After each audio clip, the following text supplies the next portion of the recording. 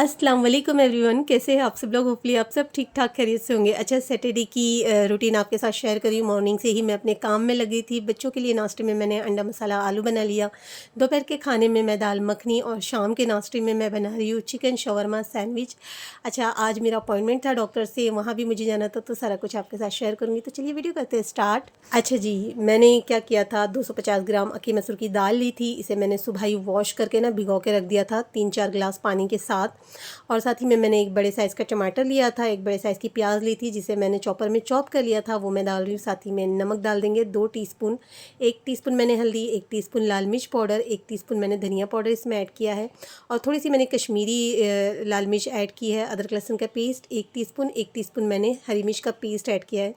अगर आपको तीखा नहीं चाहिए, फीकी सी दाल चाहिए ना, तो आप हरी मिर्च जो है ना स्किप कर लें।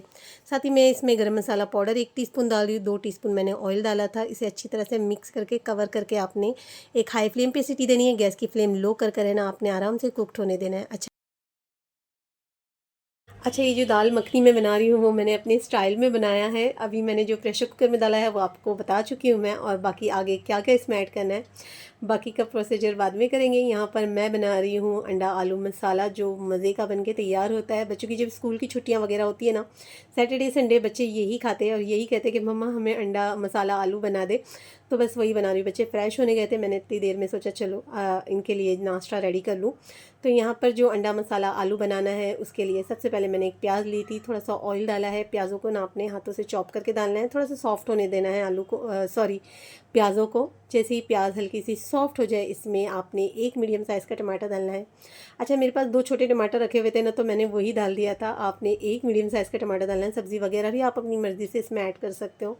ये इतना मज़े का बनके तैयार होता है ना आप खाते रह जाओगे इंशाल्लाह। अच्छा, साथ ही में मैंने थोड़ा सा नमक भी इसमें ऐड कर लिया था और इसे मिक्स किया है, क्योंकि नमक डालने से ना टमाटर जल्दी सॉफ्ट हो जाते हैं।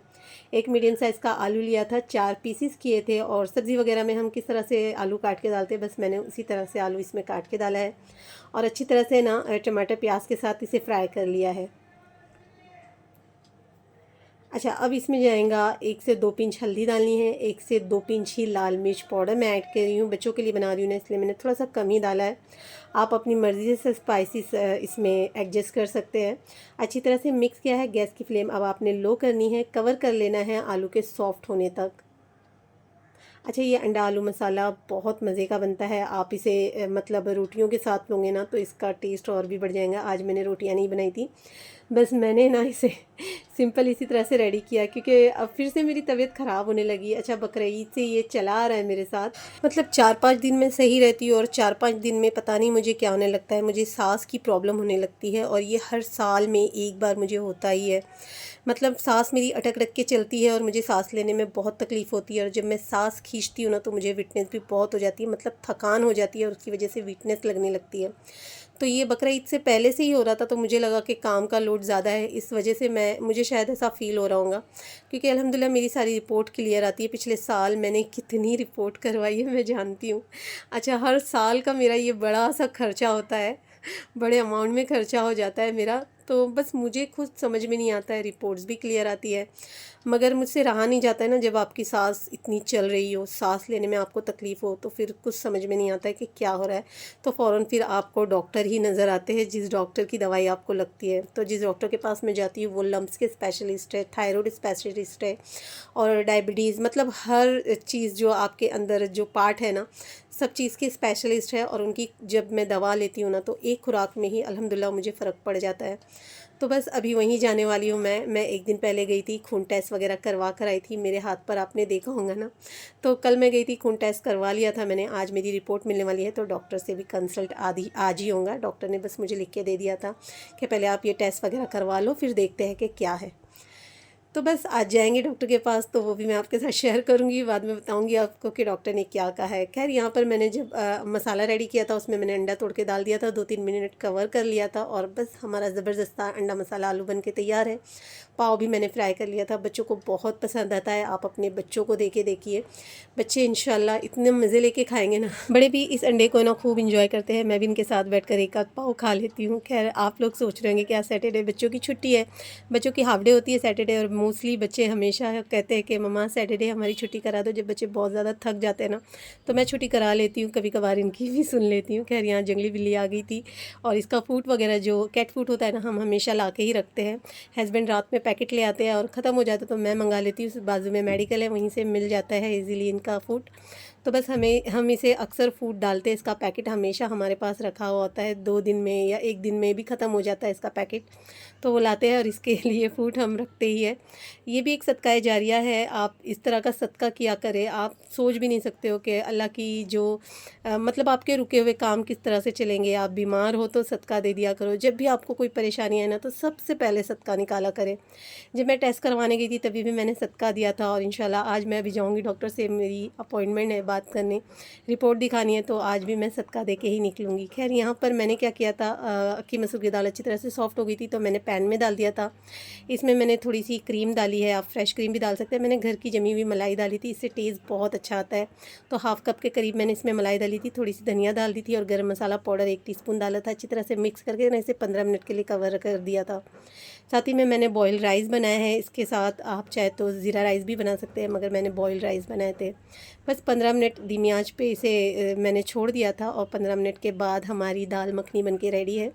इसमें मैंने चॉप किए हुए धनिया के पत्ते, और मैंने फ्रेश क्रीम तो नहीं डाली थी, घर की मलाई डाली थी। मैं फ्रेश क्रीम कभी भी जल्दी यूज़ नहीं करती हूँ, घर की मलाई यूज़ करती हूँ। और इस पर मैंने घर की मतलब घर में जो मैंने घी निकाली थी ना, वो मैंने 1 चम्मच डाला है, और ज़बरदस्त से हमारी दाल मखनी बनके तैयार होती है। इतनी मज़े की होती है ना गाइज़, आप बनाकर देखिए, इंशाल्लाह आपको बहुत पसंद आएंगी।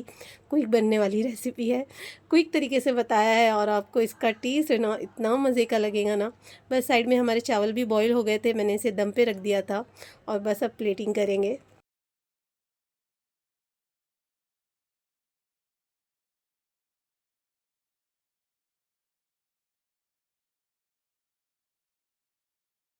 ज़बरदस्त सा हमारा लंच रेडी है। मैंने यहाँ पर बॉइल्ड राइस रखे थे, दाल मखनी रखी थी, और इसके साथ मैंने अचार सर्व किया है। बच्चे भी इसी तरह से खाएंगे जिस तरह से मैं खा रही। फ़िज़ान तो खैर अचार वगैरह नहीं खाता है, वो दाल और राइस खा लेगा, और हम क्या करते हैं, बाउल में दाल लेते हैं, घी डालकर एंजॉय करते हैं।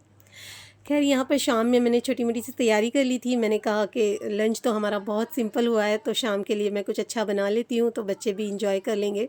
तो मैं यहाँ पर बना रही थी चिकन शौरमा सैंडविच। ये इतना मज़े का बनता है ना, इसकी फुल रेसिपी आपको मेरी नेक्स्ट वीडियो में देखने मिलेंगी। बहुत सिंपल तरीके से बनता है। अगर ये सैंडविच आप बाहर से लेने जाओ तो हमें इतनी कॉस्टली मिलती है ना, और उसी प्राइस में एक सैंडविच अगर आप लेते हो ना, उसी प्राइस में आप 3-4 सैंडविचेस घर में बनाकर रेडी कर सकते हैं। तो बस मैंने सिंपल तरीके से बनाया है, मगर इतना यम्मी बना था ना, आप चाहे तो बच्चों को लंच बॉक्स में दे दें, या टी टाइम पर भी इंजॉय कर सकते हैं। बस बच्चों को मैंने नाश्ता दे दिया था, उसके बाद मैं निकल गई थी। डॉक्टर का अपॉइंटमेंट था, 7:30 का मेरा टाइम था, क्योंकि जो रिपोर्ट्स देखने का टाइम होता है ना, वो 7:30 के बाद का ही होता है। तो बस मैं 7:30 बजे के बाद ही गई थी डॉक्टर के पास। अभी भी बहुत ज़्यादा आप देख सकते हो पेशेंट बैठे हुए हैं, इनके यहाँ बहुत ज़्यादा रश होता है, और बहुत अच्छे डॉक्टर हैं, मतलब इनका हाथ बहुत अच्छा है। इनकी दवाई जो होती है ना, जब ये दवाई देते हैं तो एक खुराक में ही बंदा खड़ा हो जाता है, मतलब बेहतर अपने आप को महसूस करने लगता है।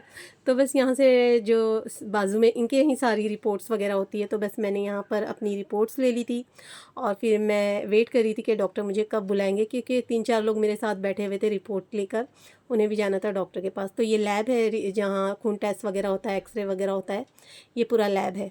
तो हम सब बस इंतज़ार कर रहे थे। तो बस मैं अभी 1 साल बाद यहाँ आई हूँ, क्योंकि साल में एक बार मुझे ये प्रॉब्लम होती ही है।